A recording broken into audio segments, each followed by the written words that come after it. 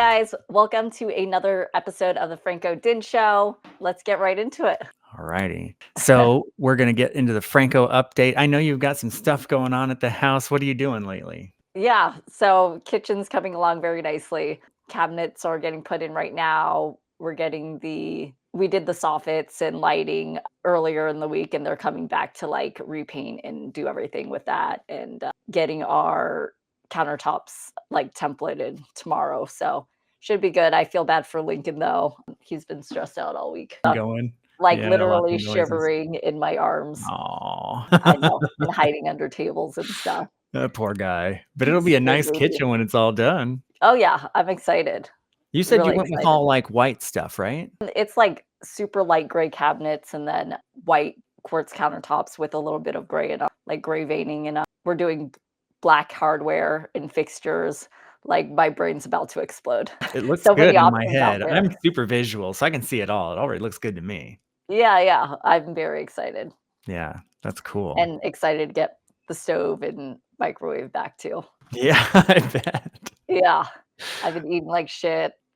Hasn't been fun. You'll get it back pretty quickly. That's pretty nice. Like a 2-week turnaround for a remodel for the kitchen, or just an Yeah, update, right? An update.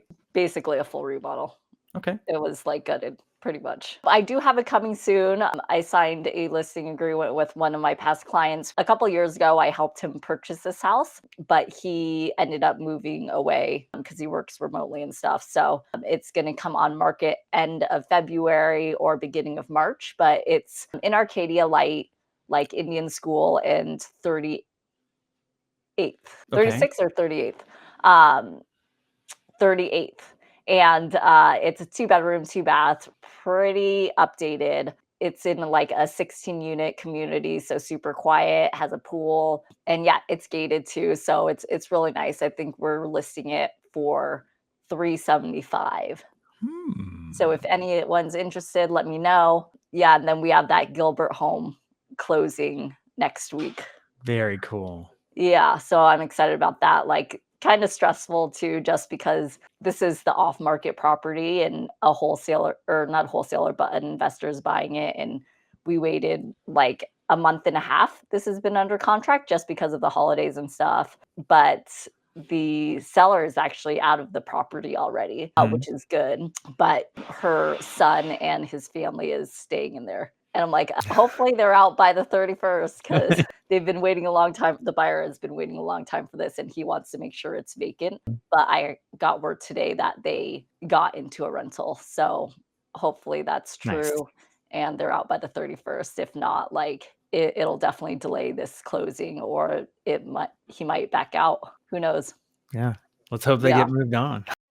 All right. Well, that sends us on to the Cromford report. We're going to take a look at that, and I'm going to drop myself out of the way. Yeah, so we have active listings have risen since last month at 24,367. Days on market to when it sells is 80 days on market, so it has increased. And then we have Cromford Market Index is at 90.8, so it has decreased a little bit from last week, but it's still up from last month. Still in a balanced market.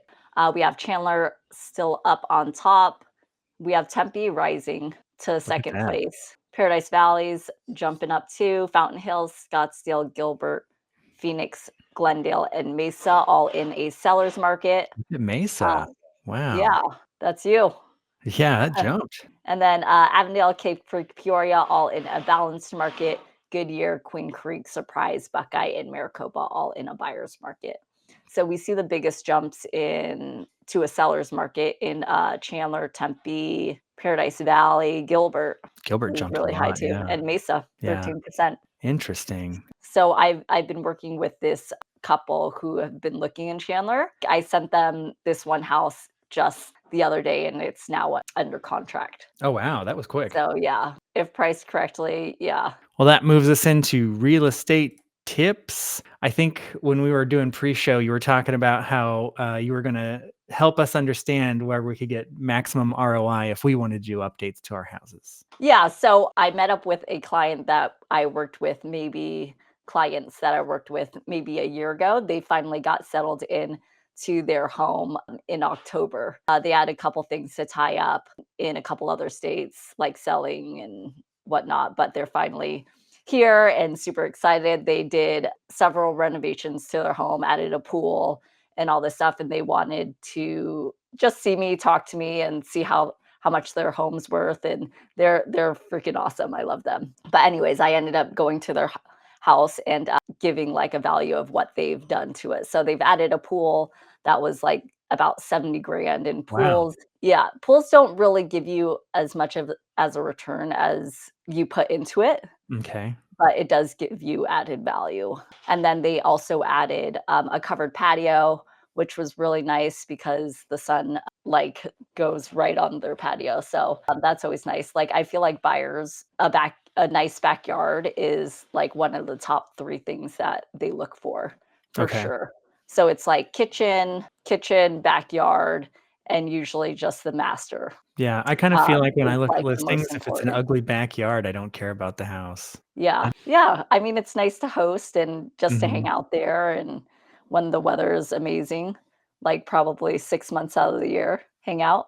Yeah, Arizona's got good weather. So Yeah, yeah. So, and they also did, like, window treatments. What else? Window treatments, their closet a little bit, but, like, those 2 things don't really add value. Like, sure, window treatments are, like, nice, and maybe they're more energy efficient because like, they block out the sun, and but closets, not really either. Like, yes, it's amazing to have, like, I don't know, a closet's very organized. Because I remember when we bought the house, it was nothing. yeah, Maybe like a couple rods in there, but they have it super organized where it's like built-ins and stuff, but that really doesn't add value either. okay, So with them, it was like their landscaping, the pool, and the covered patio that added value okay, to their house, and which I think it was like 2 ended up being like 200 grand more than what they bought it for. okay. Yeah, market price, if I were to sell right now, what it would be. So that was good for them. And it's always nice to, like, talk to my old clients who have done work on their homes and them sending me pictures of it and Mhm. them just enjoying it. I really enjoy that part of, the job because like, I'm redoing my kitchen. My client also, like, DM'd me. She's like, "Hey, I'm doing mine too, like, I'll send you photos afterwards." I was like, "Yeah, that's freaking awesome." Yeah, and, And like, kitchen is the biggest ROI. is it? Yeah. I was just Yep. gonna ask you that. We're on the same thing. So, of all the stuff that they could do, kitchen's number 1 thing? Kitchen, yes, and then bathrooms, and then I would say backyard. Okay. I was trying to think of, like, all the things, like, what's the cheapest thing I could do that would get me the mo and I was only thing I could think of was, like, cleaning. Clean the Yeah. house. Yeah, I mean, the cheapest things, cleaning, curb appeal, just spruce it up a bit, like, curb appeal matters a lot. Yeah, It's the first thing buyers see, right? So, yeah, first thing you wanna do is curb appeal because it is the cheapest and it's yeah, the first thing people look at, and I don't know, aesthetically, like, it's gonna be more marketable to yeah. buyers. You don't wanna roll And up on a hunk of garbage. yeah, a big question I get is, like, turf too. Like, they added turf to their backyard, but, like, Okay. turf is Plastic, pretty right? expensive. Oh, Yeah. it's expensive? Turf? Yeah. Oh, yeah.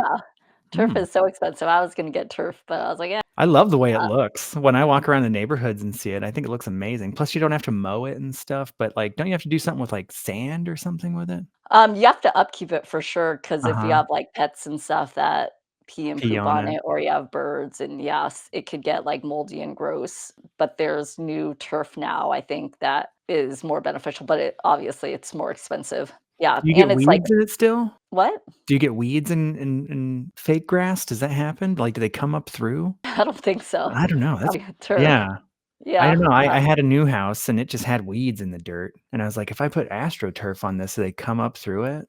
That'd be weird." no, I d that just they guessing, would, I don't like, know.